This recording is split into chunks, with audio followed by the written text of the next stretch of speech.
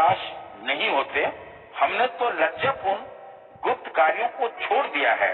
हम कपट नहीं करते और न ही हम परमेश्वर के वचन में मिलावट करते हैं, बल्कि सत्य को सरल रूप में प्रकट करके लोगों की चेतना में परमेश्वर के सामने अपने आप को प्रशंसा के योग्य ठहराते हैं। जिस सुसमाचार का हम प्रचार करते हैं उस पर यदि कोई पर्दा पड़ा है तो यह केवल उनके लिए पड़ा है जो विनाश की राह पर चल रहे हैं। इस युग के स्वामी शैतान ने इन अविश्वासियों की बुद्धि को अंधा कर दिया है ताकि वे परमेश्वर के साक्षात प्रतिरूप मसीह की महिमा के सुसमाचार से फूट रहे प्रकाश को न देख पाए।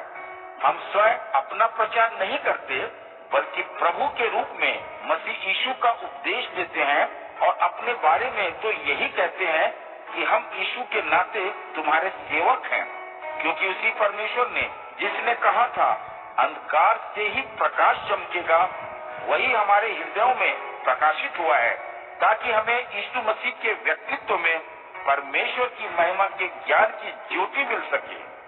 किंतु हम जैसे मिट्टी के पात्रों में यह संपत्ति इसलिए रखी गई है कि यह अलौकिक शक्ति हमारी नहीं बल्कि परमेश्वर की सिद्ध हो। हम हर समय हर किसी प्रकार से कठिन दबाव में जीते हैं, किंतु हम कुचले नहीं गए हैं।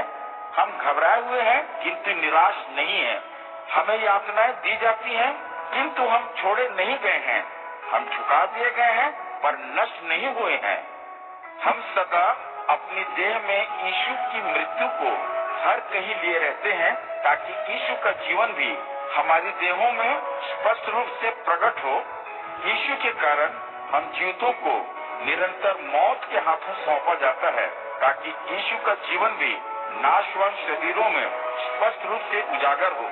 इसी से मृत्यु हमें और जीवन तुम में सक्रिय है।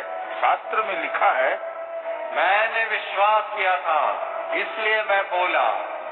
हमें भी विश्वास की वही आत्मा है और हम भी विश्वास करते हैं, इसलिए हम भी बोलते हैं, क्योंकि हम जानते हैं कि जिसने प्रभु यीशु को मरे हुओं में से जिलाकर उठाया वह हमें भी उसी तरह जीवित करेगा जैसे उसने यीशु को जिलाया था, और हमें भी तुम्हारे साथ अपने सामने खड़ा करेगा।